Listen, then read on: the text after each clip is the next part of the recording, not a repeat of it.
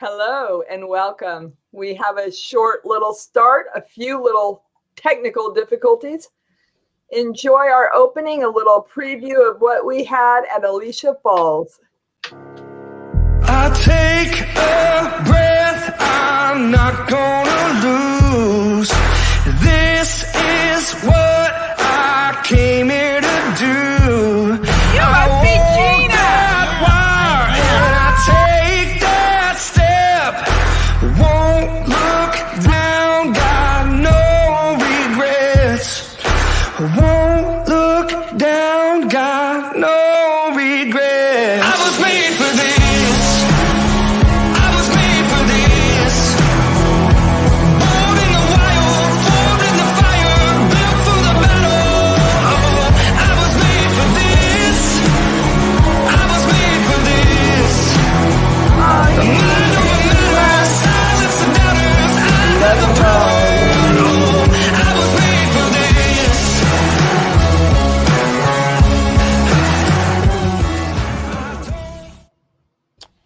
Hello. I hope you guys can hear us okay. We're having a little bit of technical difficulties. Michael cannot hear me. Can you hear me now, honey? Okay, so I am going to be leaving the studio and joining Michael. So I'll see you in a few.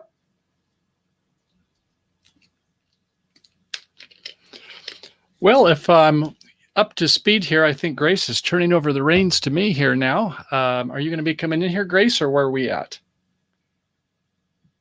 I see her leaving her desk there.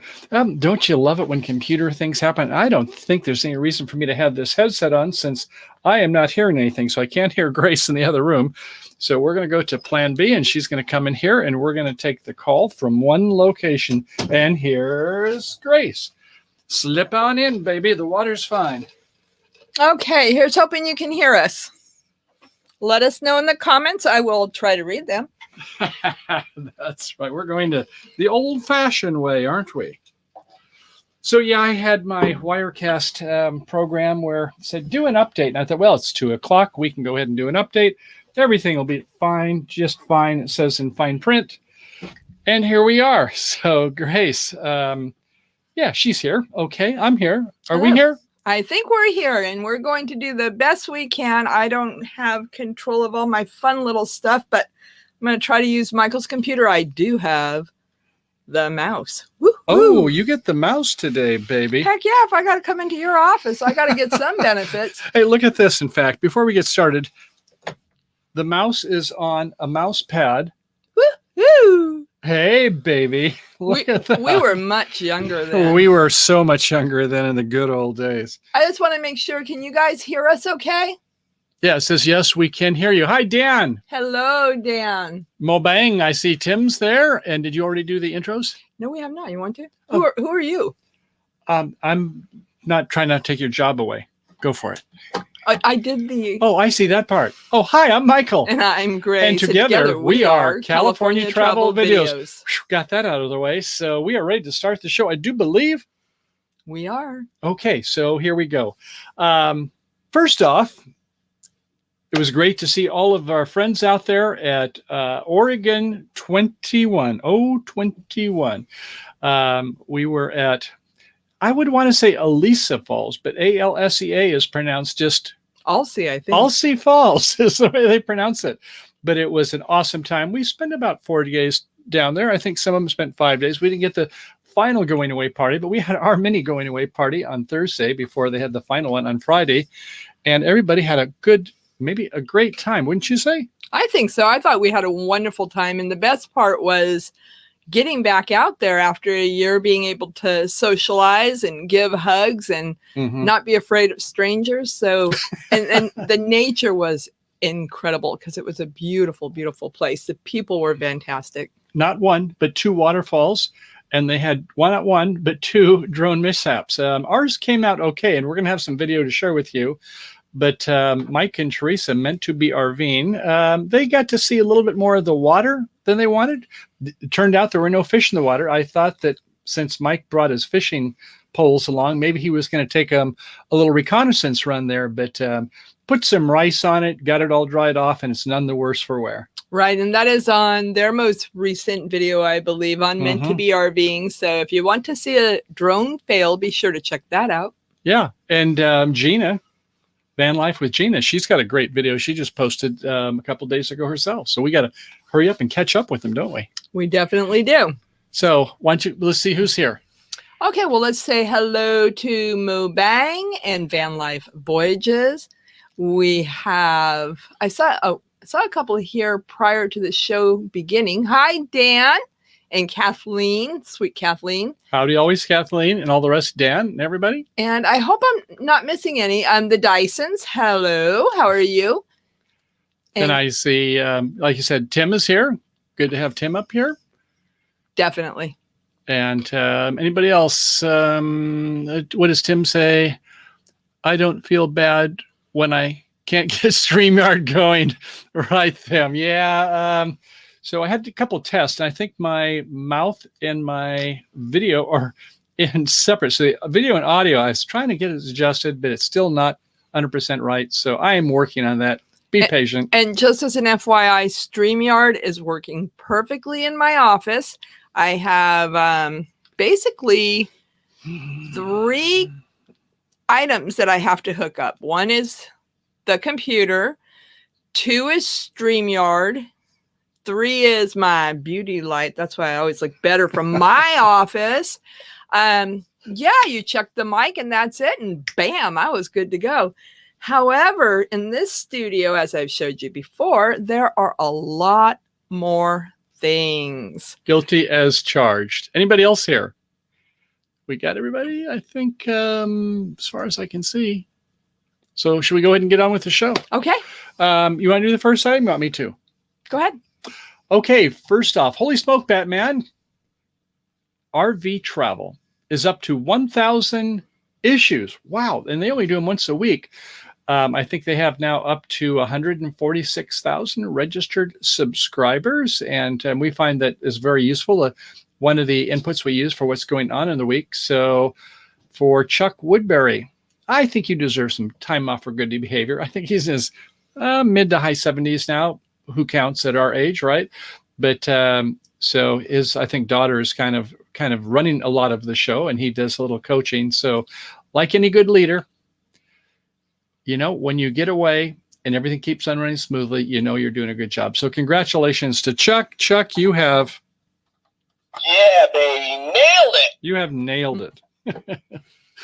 So, Grace, should we go ahead and jump into the rest of the story? Did you have something you wanted to do with another video sooner or later? Yeah, let's go ahead and do that. This is just, I put a poll up today under our community tab and did a little bit of a survey. I left the results in my office, but I kind of remember them. So let me see if I can.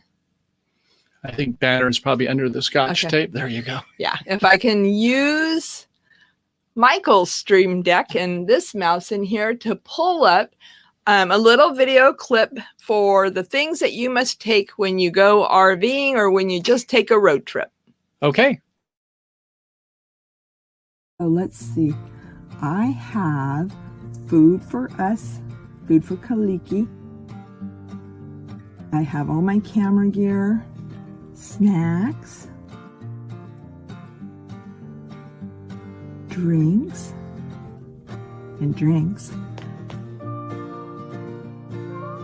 First, it would be cameras would be number 1.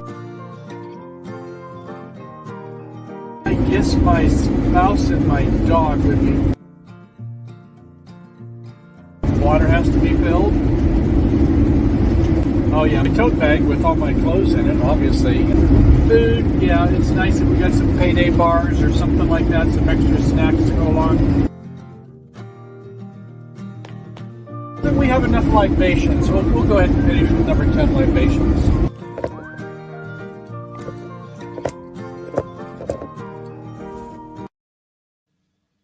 Kaliki got his treat at the end after all. He Grace, got his treat. Good job bringing the treats. What a gal. And we definitely want to know what your must-bring things are, if you'll leave those in the comments for us. The survey that we did, believe it or not, we had 70% returns with Food. And treats and Some people suggested snacks.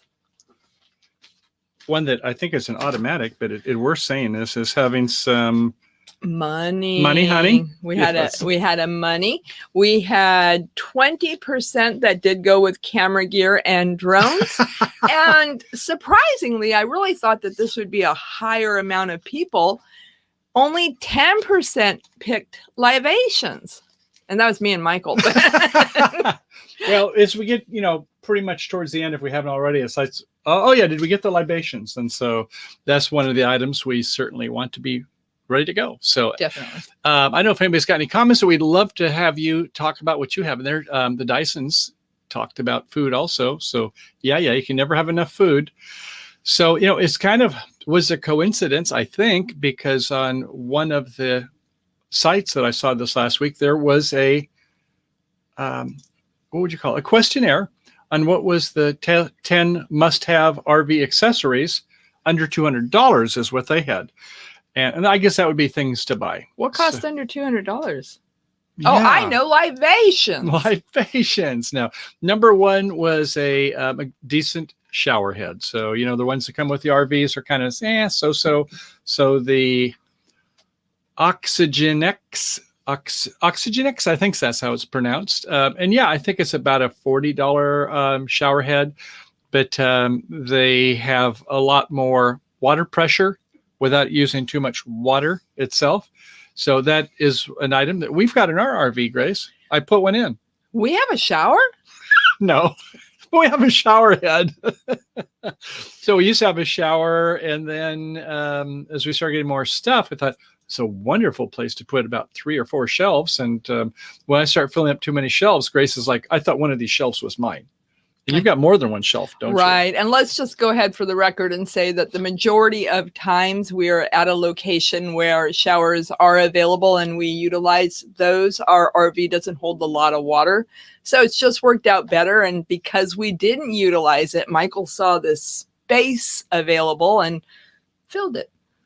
Yes. Well, when we went actually around the United States in 80 days is when we thought we haven't been needing the shower and we can go ahead and go to the trucker stop. They have very clean showers, or stay at a independent where they have them, or just for a day or two, use the old GI shower kind of technique. So that's worked out okay for us.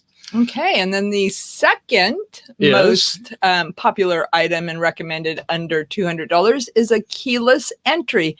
And I saw this on Whoa Nelly. They had the combo entry, the combination that you put in, which is kind of cool because our RV keys that were given are very elementary type. And a lot of times there's fear that people can duplicate them quite easily. So what are your thoughts on that? Yeah, that I guess it's the CH751 lock is the general combo that many RV salespeople put on them so that they can open any one of the RVs. So if you have the CH751, if you look at the number on it, that means everybody else who has the similar key can open up your RV. So ours didn't have one. So I've just got some extra sets of keys just in case we should lose one when we're on the road, and have one hit on your RV perhaps if worse comes to worse.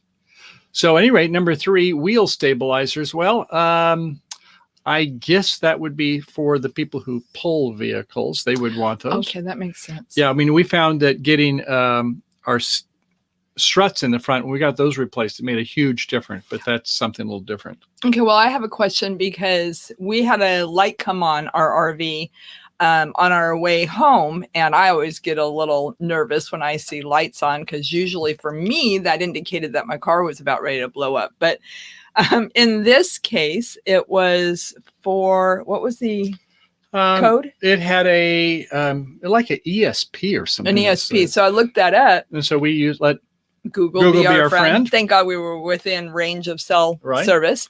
And it talked about wheel stabilization and yeah, it safety. talked about steering wheel okay. stabilization. Yeah. So that's different. So, but as it turns out, a lot of times these are false positives. And, in fact, if you pay attention to symptoms, what happened was about a half an hour earlier, Grace said, let's go over to the Golden Arches and get a Egg McMuffin for breakfast as we were leaving. D's. Yes. And so as we did, I shut off the engine and I thought, I need to start it up. And because the engine was warm and our diesel, I didn't feel the need to let the glow plug warm up. But when I started it, it was going,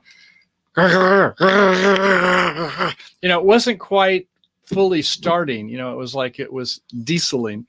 So I turned it off and turned it on. And that's when later I noticed, there's this light on. And it turns off that one of the people said, just turn off your ignition, turn it back on again and restart it and you'll be fine. And we were. So it's just like a PC. Sometimes you have to reboot sometimes. I want to say howdy to Gina and to Ron. Welcome. Hey, Gina and Ron. Is that Ron like in Ron C or which Ron is that? That is Ron Daryl. Oh, Daryl. Ron Daryl. Good to have you here this evening. And Gina, you rock.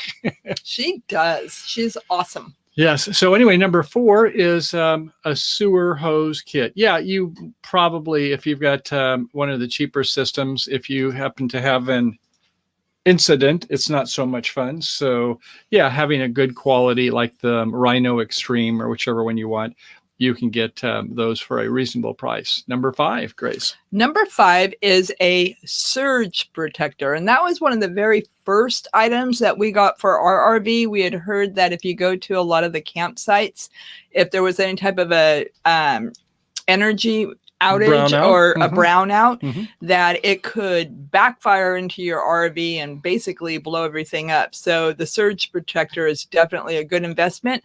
They recommend that they've got one here they talked about Progressive Industries for $132. I think we paid more for those. It senses a circuit for about 120 seconds, and then if it sees that it's clean for that amount of time, no overvoltage, no undervoltage, no reverse neutral positive. I mean, some of these, if they get them reversed, you no longer have the 110 volts. You have maybe 240 volts that are going to 120 volt circuits. So that ain't a good thing. No, so, never good. You do. I think that's something, if you only need it once and otherwise with your RV would catch fire, it was a good investment. So we highly recommend that one. Of course, go without a surge protector if you're ready and in the market for a new RV and you have good insurance. But be sure you didn't hear it from me. Don't have anybody sleeping inside when you're hooking up. Number 6. LED lights. And this is one thing that Michael has. They're saying that they're less than 90. Watts? Oh yeah, they're a lot. No, less not than, on the dollars. cost. Oh yeah, if you get a set of 6 of them, I'm sure it's going to be under 90. So I don't know how many your RV has, but I think we have 4 in the front, 4 in the back, and then I have some also like up by the entertainment center area. So we maybe have a dozen. But you're talking about the light bulbs. I thought you were talking about the solar LED. Oh no, we're talking about the actual LED lights themselves that you replace with they normally come with incandescent in most RVs. The newer ones probably do have the LEDs. It's the way to go. They've got more light and a lot less power consumed. Yeah, we replaced all of ours with the LED, but we also recommend the solar LED that go on the outside of your rigs. We've got them all the way around. And if there's motion detected, and even in our own driveway, it's kind of nice here at the house because it just lights up when we go out and we want to go back and forth to the RV. So that's a big plus too. Yeah, the smaller ones there's plenty bright enough as it turns out. They're about $20. I think I got the ones for about 25 or 30 that are more like about this wide, and they will light up the whole thing. And if you have like a alarm system, where you're recording the video, then you're going to have a lot better light that you're going to be seeing when you're capturing the subject, be it a dog, a bear, or hopefully not a thief.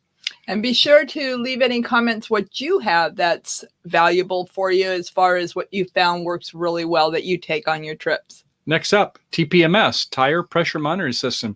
Check. We have one of those. Think quite highly of it. It shows not only the tire pressure, but also the tire temperature, which I think is very important. Grace, next up. Okay, how about a roof vent? Tell us about that. Yes, well, we do have one of those, and we have the Fantastic Fan, and when Grace can figure out all the 4 different buttons and dials and levers and gauges, then it works just fine. But, when you get more complicated, when you have like a temperature control, if you have the temperature set too high, even if you have the other 3 switches in the right position, it doesn't come on. So, yeah, if you keep the temperature turned down a little bit, if you really want the fan, then you don't have to fiddle with that one. And also, we have a 2-way switch, whether you want to vent in or out. If it's cool outside, then you may want it in if it's warm inside, or vice versa. But if you want to exhaust it, like before, we didn't turn out really have a vent for exhausting the stove. So that's a great way to get the. That is true. I mean, not that we don't like the smoke detector to come on, but we're not.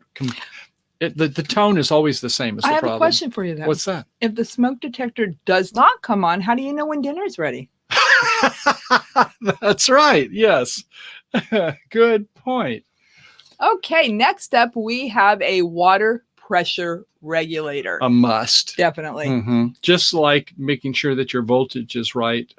We also want to make sure that, keep it to about 35 PSI. If you have more than 60 or 70 PSI coming in, sometimes they're 100 or 120 PSI, your hoses, connectors, clamps, and actually appliances may not be happy. So some people actually get where they can vary the amount of pressure. I have a gauge that is adjustable. You don't really need it. Just have one of the restrictors so it doesn't let in too much water pressure. And the number 10 item is the power tongue jack. I do not know why that is important. It does not go, watch it.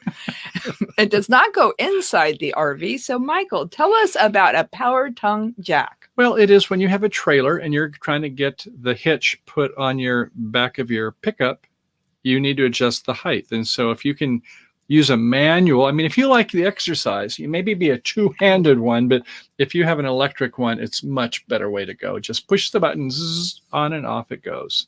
So now y'all know why I don't sit next to him during our live feed. Yeah, we need more showers. But no, we have a Class C RV, so we're good to go. Okay, so the big RV dealer in hot water over RV customer loans, even the state fraud unit is investigating. Yeah, speaking of hot water, yeah, in Farmington, Utah, the Fox TV station had published a report by an unfortunate woman who, Lisa Pueblo, that is, she went to refinance her motorhome. She had a 20-year financing contract, 20 years, or at least she thought she did, but it turned out, well, it wasn't 20 years. She thought she had 240 payments of $650 a month.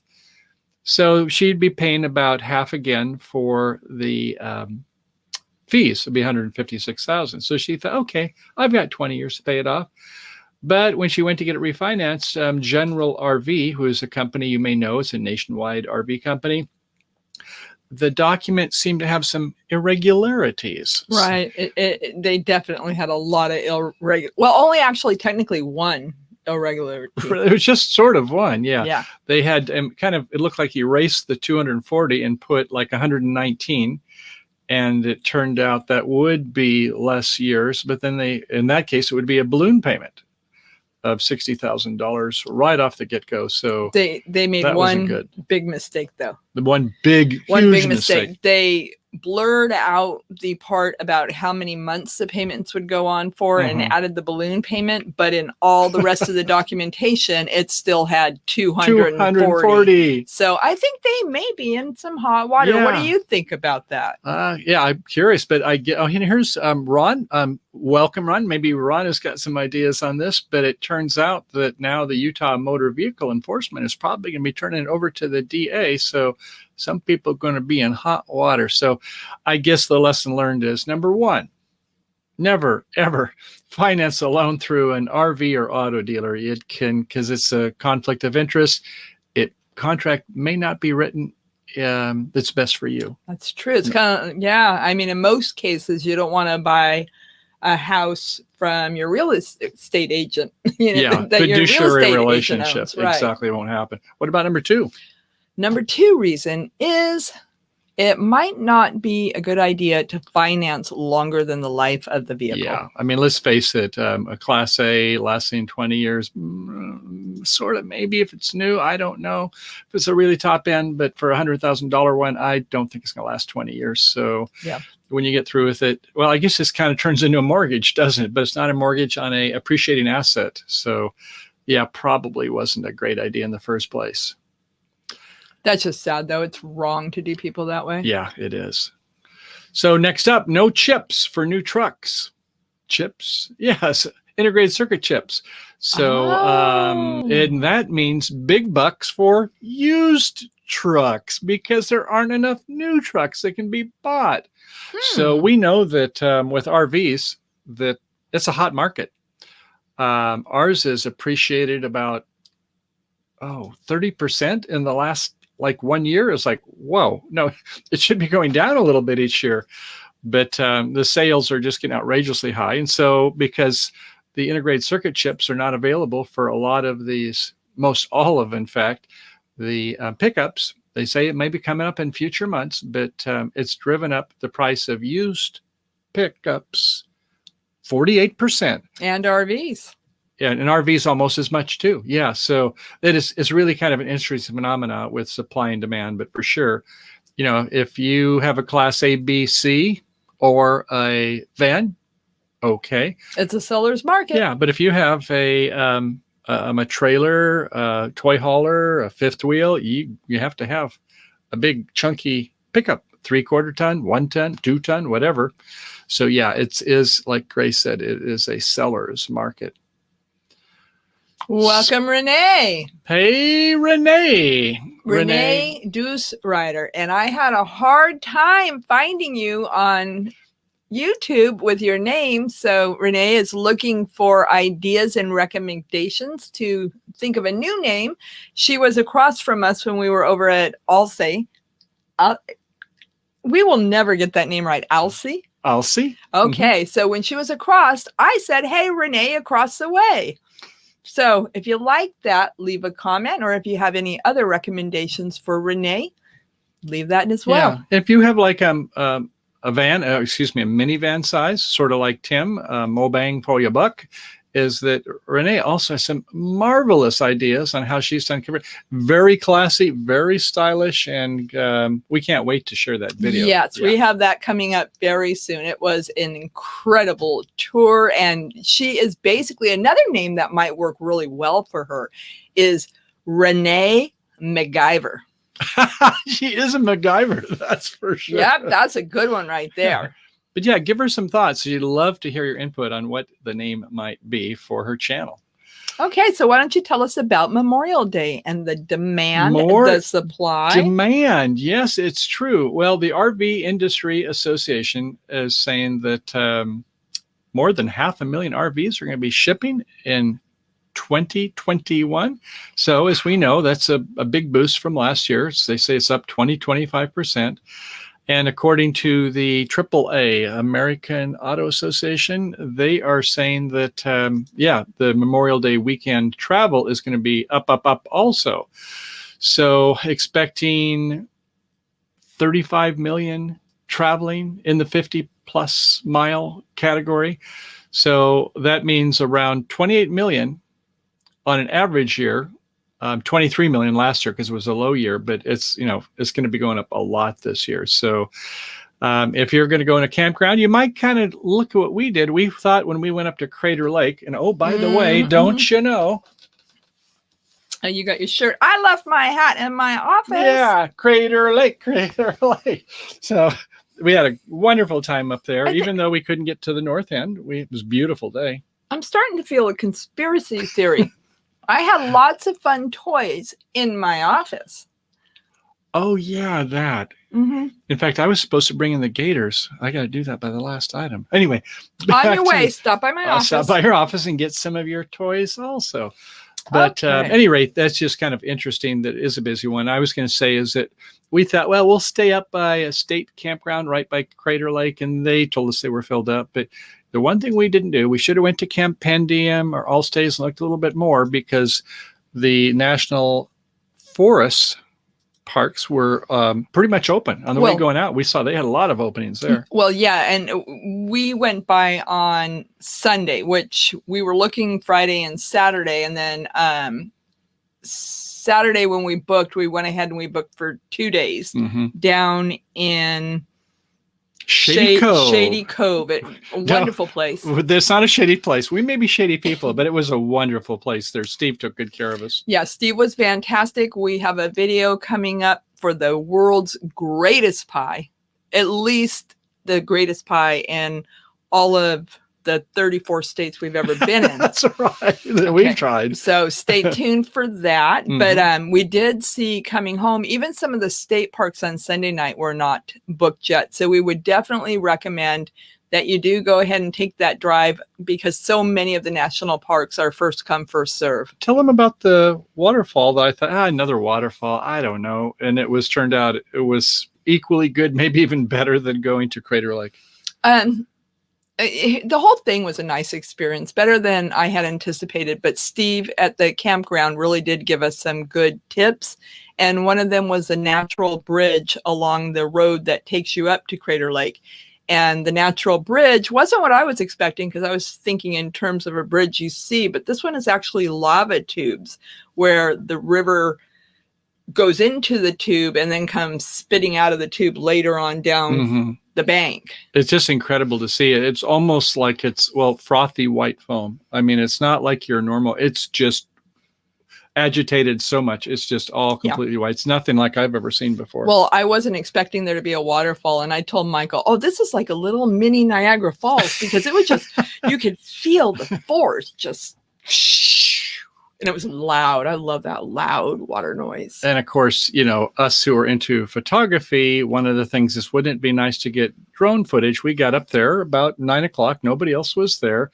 But is it a national campground? No, it is not. It's national forest. And so if there's no postings that say no drone, if you're doing it carefully, not flying over people, you're fine. Or there's nobody else was there. So we got some awesome footage we're looking forward to sharing. Yeah, we have a lot of good stuff coming up. Okay, next up. Okay. Canadian RVers are struggling to start their camping season. We want that border to open up. Man. We miss you guys. We've met so many wonderful people from Canada. So we look forward to when it's going to open. But until then, why don't you give us an update? Okay, well, first off is that, it's talking over 5,000 miles, Grace. Did you know that? 5,200 miles? For the border. For the borders, yeah. It's like I'm huge perplexed, border. though, because it's only like 3,000 miles on the United States. But it gets wider, I think, as it goes up there. Oh, another thing, too, maybe is Alaska side. Might be more. Yeah, but I mean, we go to like Washington, Nova Scotia on that side, I think is where it goes. But then on the other side, I think it does fan out more where you get opposite Maine.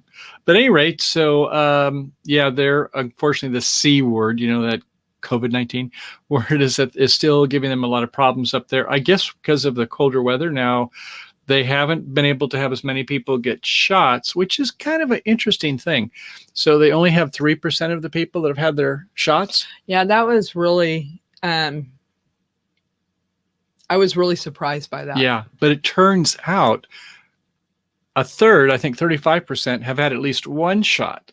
So, if one shot will get you over 80% effectiveness, but they are so short they can't give everybody 2 shots. Well, hopefully, the people that have had one shot have the Johnsons & Johnsons. Maybe. Well, that might be too. I don't remember. But if you have more information on that, Paula, you may, or anybody from the Canada area, please feel free to put that in the comments or share with us. What's the latest? But from what we've seen is that most of the provinces having problems. So Nova Scotia, Prince Edward Island, Newfoundland, Labrador, Alberta, Manitoba, and even Quebec has a curfew at 9:30 p.m. at night. So British Columbia is making people stay within their districts too, within their health areas even. So it's still going to be a while, and they were hoping that it would be towards their equivalent of our 4th of July in the lower 48 states, that it would be opening up. But such is not the case. So some of the people are kind of getting a little frustrated. And you can see that. One RV traveler says, how come we're able to get into a Walmart or Costco, but, I can't stay in my 5th wheel? Well, I'll keep a good social distance. Yuck. So that's what one said. We empathize with that. So I guess It doesn't always make sense, that's for sure. Wow. Want to take a moment to welcome the G family is with us. Hey, G family. I hope you're feeling well today and your treatments are going really well. Our prayers are with you and your family, of course, but always love to see your videos and be sure to go by and support them. They're very special people in their hour of need. So Good to have you here. Thanks for coming by. So also, one of the things that is a good news for the Canadians, I guess, is that while they can't freely fly south like the birds do, is that I guess, according to the Canadian government, they're spending more money at home, but that's another story. True. We kept Oregon green with money. Yes. We spent some money. That's what they say. That's why it's green, is California money. Yes. Exactly. So, okay, to Colorado community limits for their RV parks. One city it's kind of confusing, Grace. So here's a question. Is a 180-day limit on RV camping a good thing or a bad thing? Well, that's 6 months, right? That's 6 months, more or less. Technically it might be a good thing, because if everybody can stay in one spot for 6 months, maybe there would never be any openings. No, that's the limit, they're saying. So if they're going to talk about eliminating the 180-day rule, is that a good or a bad thing? What does that mean? A good thing. You think it's a good thing? Well, It turns out that the RV Industry Association, also known as the RVIA, they thought, we're going to weigh in on this. I guess it was a rumor, because it turned out, I'll tell you more in a moment. But this Woodland Park, Colorado, the RVIA, they thought the city council was going to be removing the 180-day camping limit. And they thought, so it's going to be less rather than it might be more. At least that's what the RVIA thought. So they wrote and weighed in on it, saying they were going to justify this 180-day rule. They said it's because it would be hard on the appliances. Now, that's kind of a thin one, I think, to say, the 180 days should be there because it's hard on the RV appliances if they have to move a lot. It's like, So at any rate, that was where the fun just begun. So it turned out that at the actual meeting, the attendees who were there, they said, let's get rid of the 180 camping rule. I think they thought, why limit us to 180 degrees? 180 days, not 180 degrees. But speaking of 180 degrees, there was a online Zoom meeting going at the same time, and 80% of those people said, we feel the other way around it there. They supported keeping the 180-degree day rule. So at any rate, it's got really kind of mixed up. And the council, I don't know why anybody brought this up in the first place. Wasn't everything fine before? So I'm kind of curious what you all think about, is a 180-day rule for RVers good or not? I mean, in a way, it turns out other communities have found that, they'll just go to another campsite and get around the rule. So I was on spot number 1. I'm going to go to spot number 14. And I guess in a way, if you don't have it so seedy, if people have to, move every once in a while, they don't get like debris around, maybe, or just going to another campsite, another campground. Well, there's always different sides. So it always, like everything else, depends on the looking glass you're looking through. But when we were in Oregon with Steve at Shady Cove, he had mentioned that Oregon is also a seller's market, and there's a lot of houses going on the market. And here in California as well, no sooner than they go on the market, and there's 10 people bidding to buy this house. So a lot of people in California sold their house, sold it quickly, went up to Oregon to make it even greener with the California money, and they can't find any place because as soon as it goes on the market, it's gone. So Steve actually has full-timers there staying 6 months and longer now. Yeah. In fact, just on this note, you hit a nerve with me, is that when I went e-bike riding, it hit my central nervous system, is that, going down the road, we saw a ton of RV sales. I mean, all kinds of lots with RV sales. It was everywhere. I've never seen anything like that anywhere in California. And then when it came to RV maintenance, a lot of places for that. RV parking, storage, a lot of those we saw around. And then RV campgrounds, tons of them there. So Oregon is really the state for RV. I mean, more bang for the buck for those folks. Hey, you know, I think we need to test your theory Okay. and go back again. You ready? Yes, I'm ready. Okay. Let's go back Let's back. again. Okay, so we have to talk about this subject. It's been in the news, and first came the hackers, and then came the panic. Oh, goodness. Well, you probably heard about the Colonial Pipeline. And some are saying, well, it's kind of like toilet paper was yesteryear. You know, they credit, I guess, Johnny Carson for causing the panic. If you look at Wikipedia, it wasn't just quite him. But the East Coast has had their problems, and motors, sadly, have been... Johnny Carson, okay. Yeah, has been having problems in the last week. And that's kind of sad. Now, one group of people say, well, you know, they've been hoarding, they've been topping off their tanks, and that was the problem. But, you know, I've kind of done some research, and I don't quite buy that one. And also what some of the people are saying that live in those states, they have a different perspective. So, yeah, well, I guess first off is that because of the hackers have put malware that have allowed them, if not lock out the system, which is what we initially thought we heard, but to have ability to get to the controls. I mean, this is not a good thing. I mean, when you figure you're getting several million barrels flowing a day of a highly volatile oil and gas, you don't want somebody else to be monkeying around with your control valves. So at any rate, the stuff really hit the fan, and, you know, worried about explosions that might happen. So they had to shut down the system, and some were saying, well, they could control it manually by putting wrenches in place. I don't know so much about that, but trying to control the right amount has fraught with problems also. So at any rate, I guess that it turns out that some of the RVers were saying, and just regular folks are saying, like, here's one, Joe, and this is in regard to RV or traveler. They said, we're in Northeast Georgia. I need to fill up our car on Tuesday. This is on the 11th of the month. So my wife could make her 70-mile round trip. Only one station out of 10 had any gas that was available. I don't think that's all just by topping off the tank. Wow. Another one said, per Gas Buddy, here in central Georgia, of the 45 stations within 10 miles, only 11 had gas. So similar problems. What's there. really scary about that is, from everything I read, most of the experts are saying that this is not going to be the last time that we face this type of a situation. So I don't know, we might want to start getting a few barrels stored up. And then maybe some of the gas stations could start looking at having limits.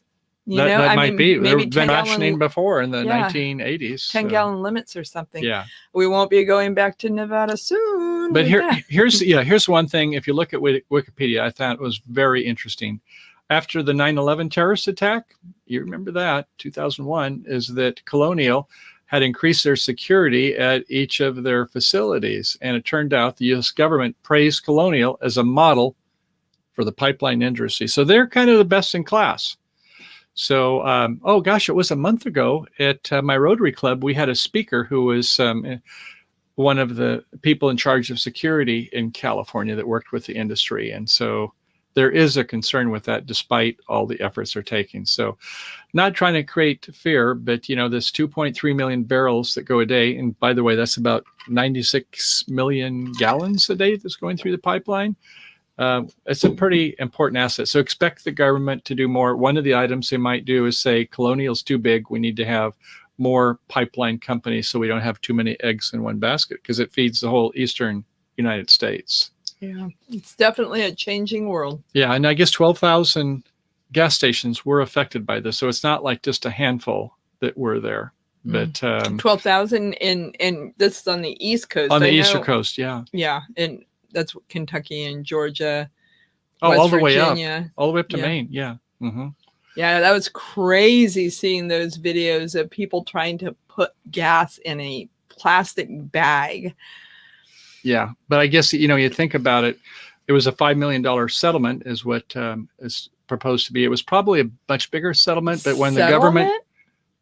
Yeah, they paid a $5 million ransom. Ransom, right? Yeah. And so anyway, the government's into it and they've created pressure. You wonder what pressure they did, but you would think that the U.S. Cyber Command would be helping, but the leadership changed in the last administration. Some people were fired because of the voting issues. I won't get into the political side of it, but Bloomberg, as they're saying, is that Colonial's a cash cow, so they may have more than one company in the future. Right. Okay, next up, better news. Yes, let's talk about Camping World is at it again. They are getting into the furniture business. Don't we have some Thomasville? He can finish my sentences. I'm asking you a question. Yes, they are actually joining in partnership with my favorite furniture company, Thomasville, and we have a bedroom set, and as of late we have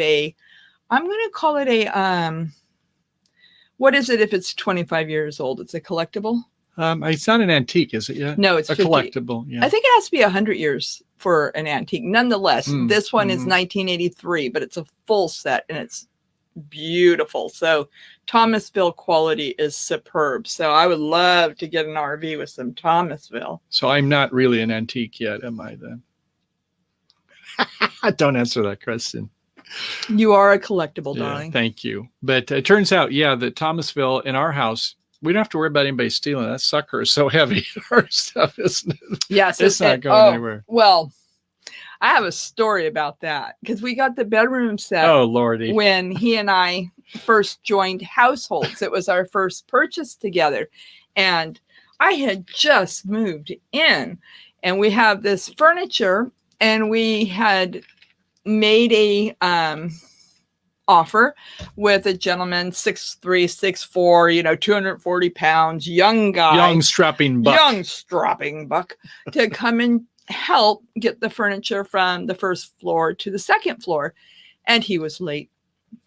So my little drinking problem the night before in his libations. My soon-to-be husband, we had a U-Haul that had to be back at a certain time. He started taking the heavy furniture downstairs all by himself. Until when? What did I have to tell you? Go ahead, share it. I had to tell this man, if you continue, before I even finish unpacking, I'm going to pack and move out. No. Yes. Needless to say, I am still here.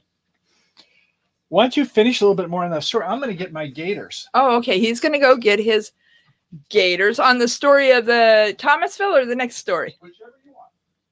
He's left me with the wheel. Okay, guys, let's have some fun. Who's got some real juicy topics tonight? Come on. 1, 2, 3. Let's go. So, what stories do you have about moving and furniture? Tell me about that. And Michael is going to bring in some gators. But before he does, these are not the gators that you find in Florida and Louisiana. Okay, honey, come on in. So this is from Pine Trail. Come on, focus. There it is. Pine Trail. How to avoid being ticked off this summer. Here we go. We have toys. One for you, Grace. One for me. Me. Hey, this might have fit me when I was... Is this a skirt? Does that go around your waist? Is this a dress? What is this? If this is a dress, this only fit me maybe when I was like 1. So here's the strap for your foot. So I got it upside down. So you put this is your stirrup. You put your foot through here. Put your right foot in. On, and it has nice Velcro.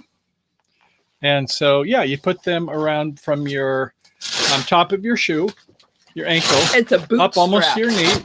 It is, yeah. They had a name for them in the military. I forget what they were called.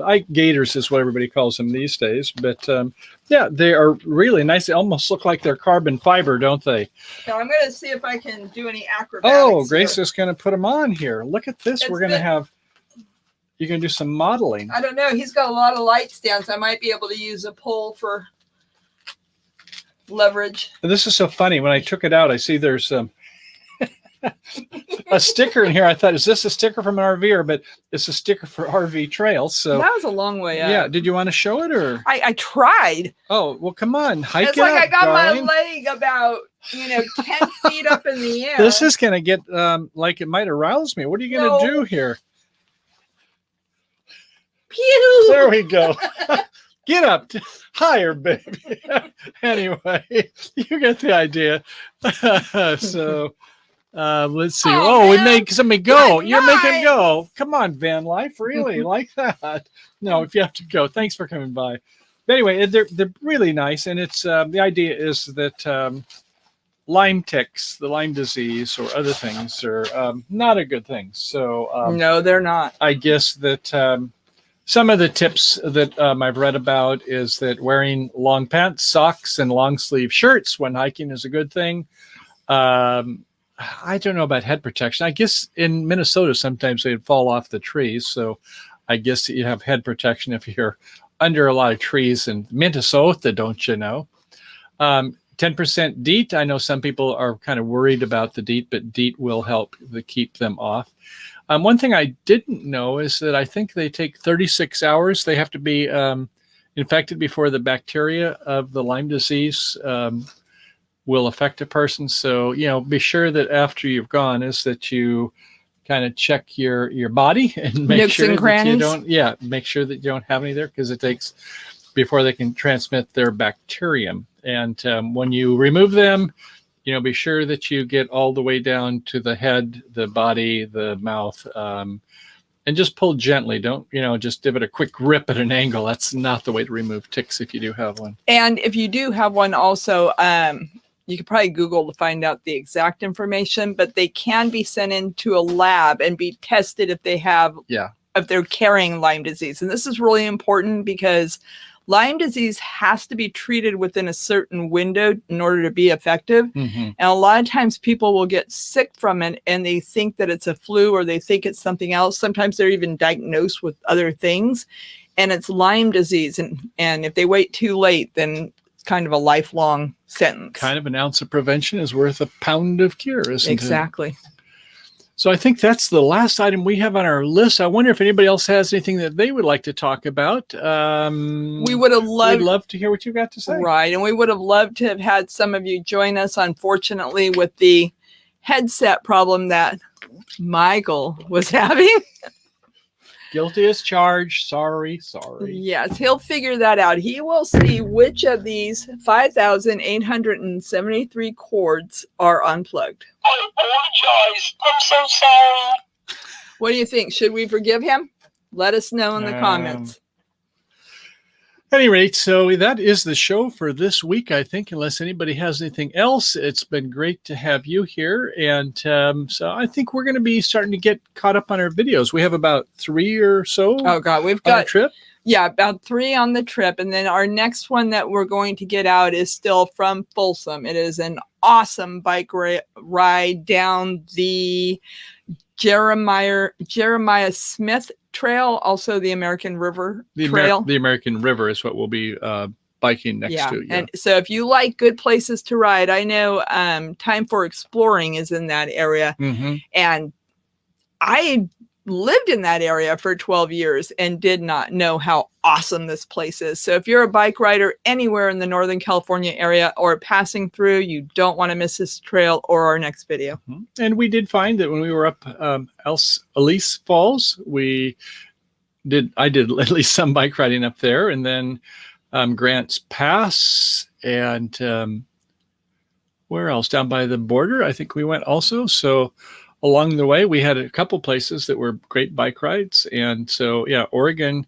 Eugene. Yeah, Eugene. If you have rails to trails, we didn't there, but along some of these waterways, the cities did a wonderful job of having places that we could go ride our bikes. So that's been a lot of fun. We look forward to getting those out, and we're going to go ahead and sign off just a little bit early tonight. Thank you so much for being here. We really appreciate you. If you haven't yet, we hope you will subscribe and stick around. And you have anything else? No, look forward to your comments. And, we're going to start using our community channel now that we're at that 1K, the 1,000 subscribers. And If you want, when you come on these live streams, go ahead and do a little shout out for your channel too. If you have some new videos coming out, if you want to put them right now, some of the people who are even watching this after the fact, they would want. So feel free to put what you've got going on in your lives. We'd love to hear about that and come check your videos out as well, wouldn't we? Definitely. So until then, as always, happy trails to you until we meet again. Happy trails to you until we meet again. Peace out. Bye for now.